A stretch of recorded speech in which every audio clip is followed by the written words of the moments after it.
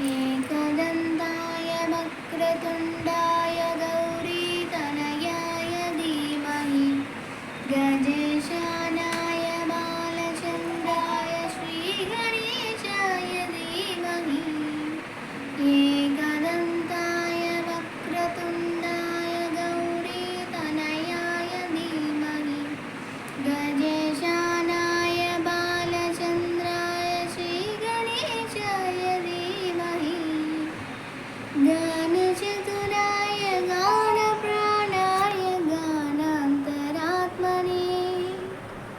गानौचुकाय गानवक्ताय गानौचुकमनसे गुरुपूजिताय गुरुदैवताय गुरुकुलत्वायिने गुरुविक्रमाय गुह्यप्रवणाय गुणवे गुणगुरवे गुरुदैत्यफलक्षेत्रे गुरुधर्मसदाराध्याय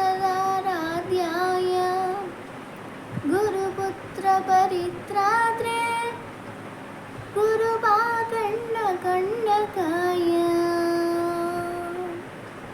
गीतसाराय गीततत्त्वाय गीतगोत्राय धीमहि गूढगुल्फाय घण्टमत्ताय जडप्रदाय धीमहि गुणातीताय गुणाधीशाय गुणप्रविष्टाय धीमहि एकदन्ताय वक्रतुण्डाय गौरीतनयाय धीमहि गजेशानाय बालचन्द्राय श्रीगणेशाय धीमहि एकदन्ताय वक्रतुण्डाय गौरीतनयाय धीमहि गजेशानाय बालचन्द्राय श्रीगणेशाय धीमहि.